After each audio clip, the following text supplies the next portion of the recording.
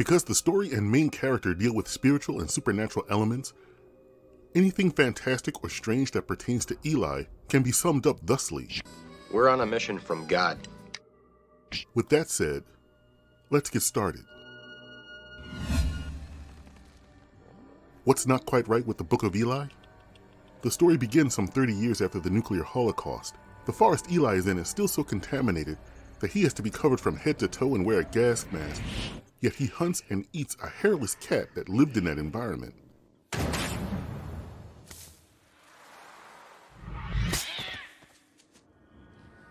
But don't worry, it has no effect on him because We're on a mission from God.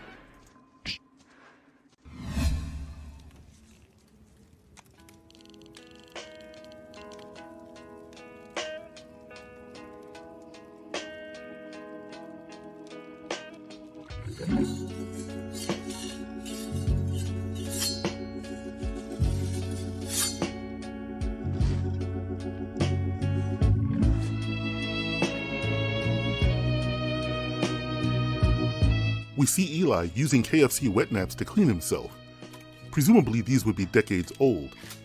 I guess he could rehydrate the little cloth with water from his canteen, but the way the scene flows gives the impression he just opened the pack and started washing his body. If that's the case then, unopened packets of wet naps generally have a shelf life of a few months to less than 5 years. But it works for Eli because, You see, we're on a mission from God. Man could want to do. I could never see tomorrow.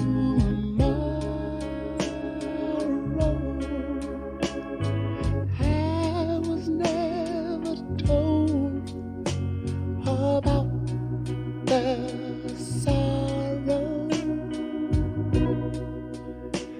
And how can you mend a broken heart?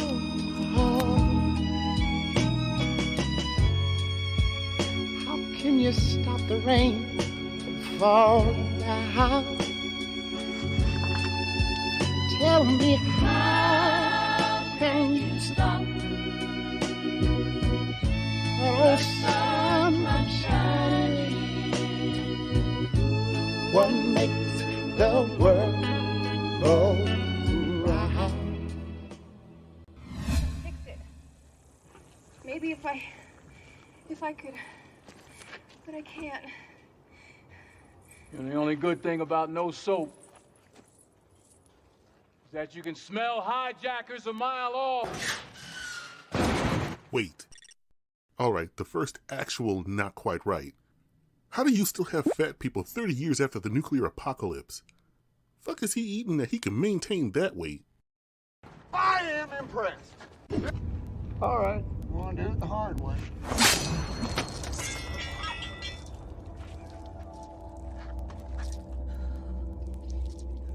Why'd you do that? You just cut my hand off. Trivia. This would be only the second time we see Denzel Washington play a character who performed martial arts in a movie. Inset. The first time was in the 1989 film, The Mighty Quinn, where he used capoeira. Yeah, you forgot about that, didn't you? But you have to admit, this one is much cooler.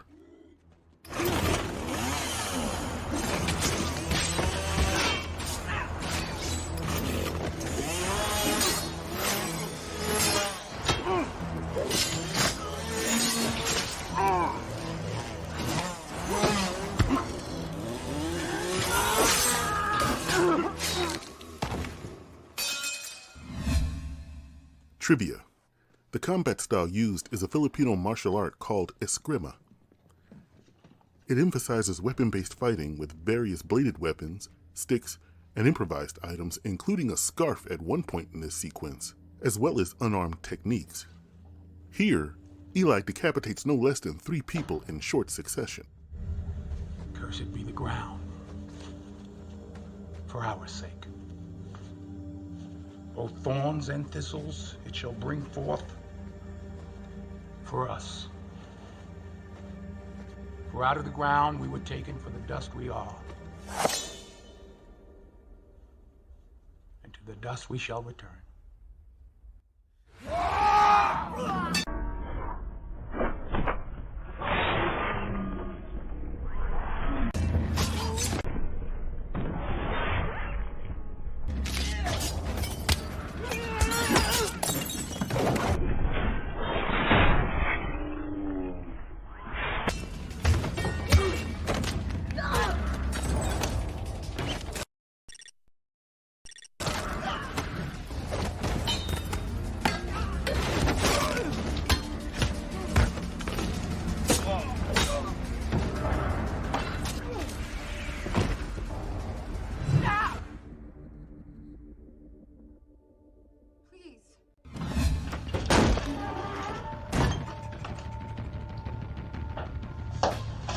Observation.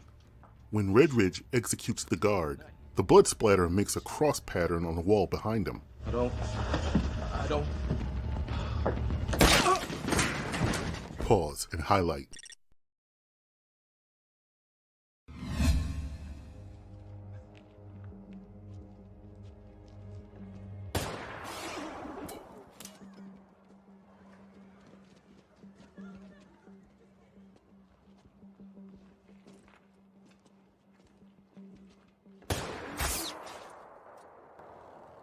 Pause. Inset. Trivia. The sidearm Eli carries is the Heckler & Koch HK-45. The gun was originally developed for the military in a program in 2006 to replace the then-current Beretta M9 pistol. The program was shut down, and the gun was released to the public a couple of years later. The pistol had only been out a year when the film was made. The brand new HK-45 was sanded down and worn down to look like a 30-year-old well-used gun.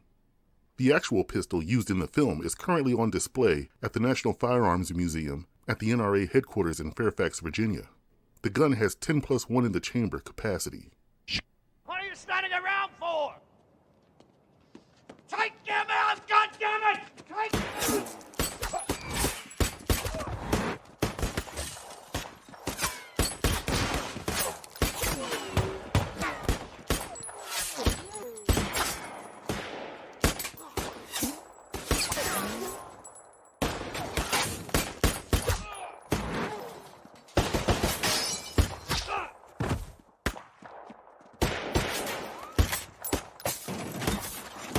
Normally this would be an NQR, but I can't do that here because it's Eli, and... We're on a mission from God.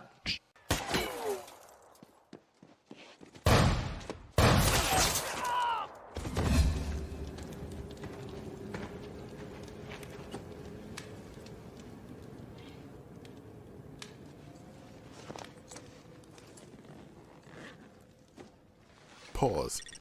Side note. In this story, Eli's past is a complete mystery except for the Kmart name tag in his backpack. Other than that, there's no other information about who he is. But if you're curious about his background, isolate the badge.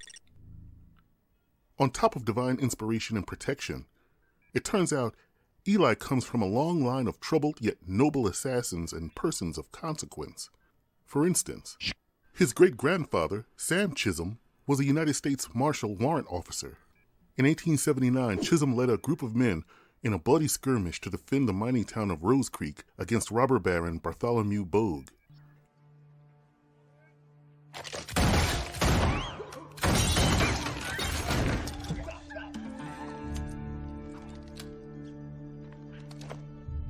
Extremely skilled at quick-draw gunfighting, Chisholm gunned down over 30 men by himself. Eli had a cousin named John Creasy, who worked as a bodyguard for a wealthy Mexican family. Lupita Ramos, the little girl Creasy was hired to guard, was kidnapped and reportedly murdered by La Hermandad, a crime syndicate composed of corrupt police officers who specialized in kidnapping for ransom in Mexico City. Last wish. I wish you had more time. Hey.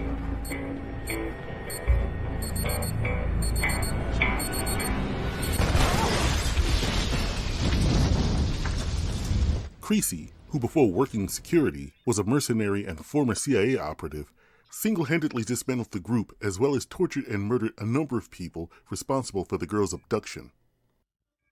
Eli had a second cousin named Robert McCall, who was a retired CIA Black Ops operative. McCall eliminated an entire Russian mafia crew for severely beating one of their teenage prostitutes and threatening McCall himself. 16 seconds. 1,000. 2,000.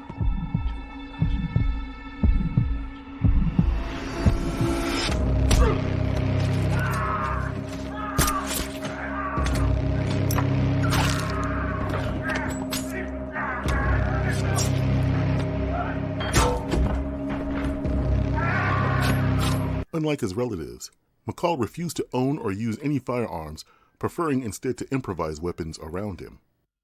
But Eli's most significant relative was an uncle named Ron Hunter. A Navy lieutenant commander, Hunter was the executive officer of the nuclear submarine USS Alabama. Eli talked about the aftermath and effects of the war, but gave scant details on how it happened. At the same time Eli was a teenager stocking shelves at Kmart, a civil war broke out as a result of an ongoing conflict in Chechnya.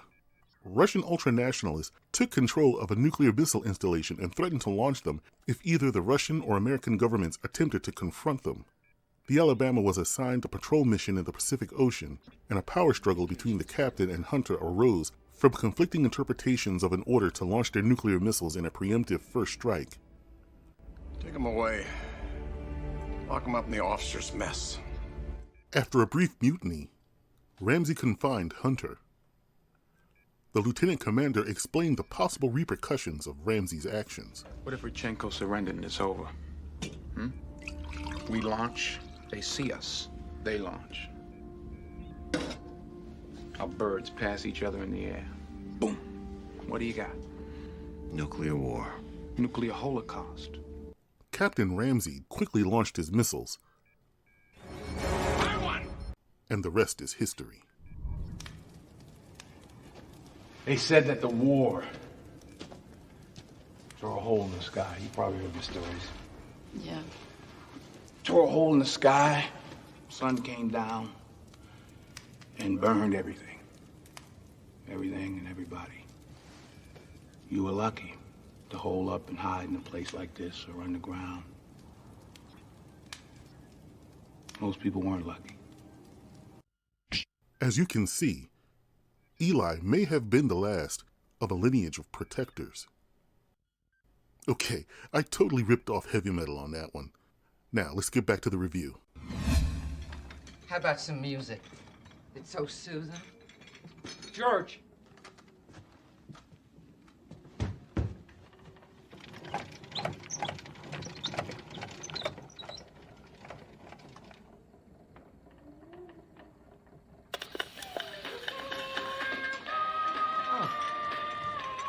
Another not quite right? Those old wind-up phonographs run at 78 RPMs. Modern-day disco albums play at 33 1/3 RPMs, meaning the song would actually sound like this.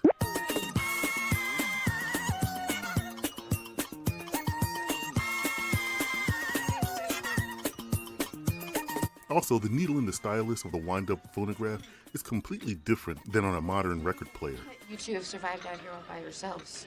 Well, now, George is something of a handyman.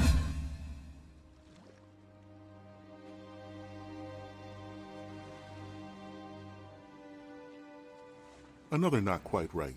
Considering he'd been gut shot, every stroke of rowing would have been pulling on those muscles, making the pain excruciating. And there's absolutely no reason Eli needs to be rowing at all in this scene, since Alcatraz is the only destination it could be going to at this point.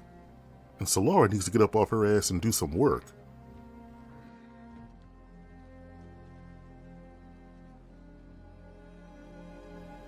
About damn time. But the biggest not quite right, the Bible written in Braille is actually done in quite a number of volumes, not one book. Each volume holds 1 to 2 books each, so the most Eli would have been able to recite would have been 2 books only. But he's able to recite all 66 books of the Bible because We're on a mission from God.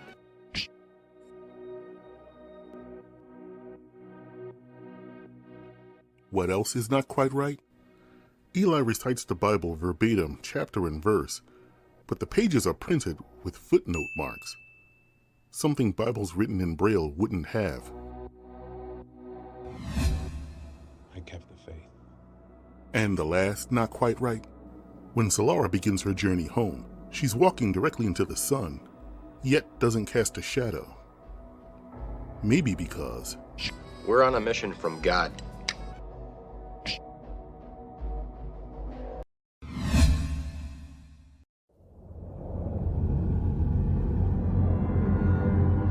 "30 winters ago, the war tore a hole in the sky.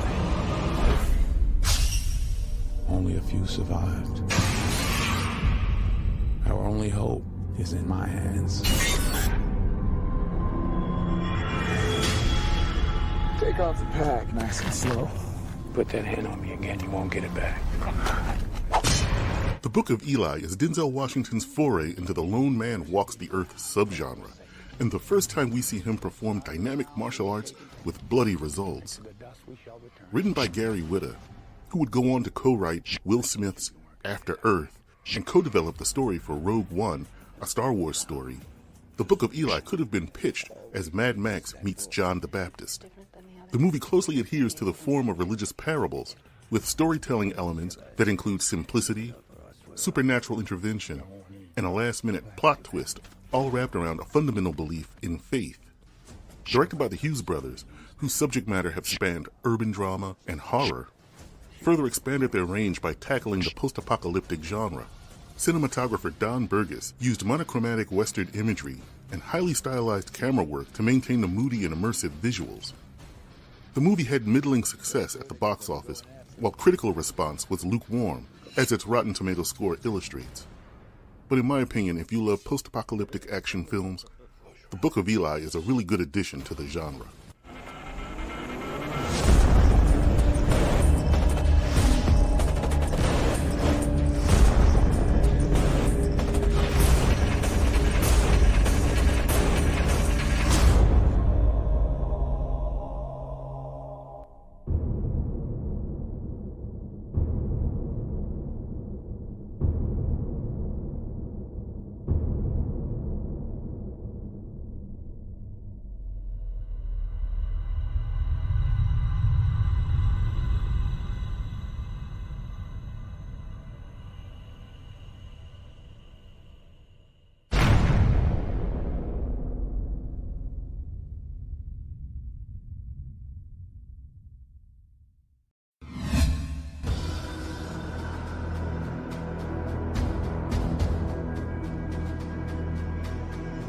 If you agree with this video, don't forget to like, share, and subscribe. And if I missed an observation, let me know in the comments below. And if you would like to support the channel and videos, feel free to donate through PayPal or Cash App. And don't forget to pick up some cool NQR gear. All the links are listed in the description below. And thanks for watching.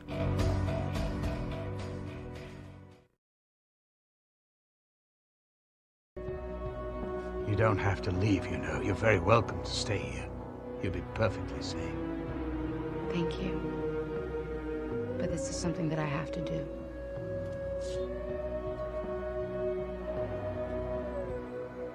Where will you go? Home.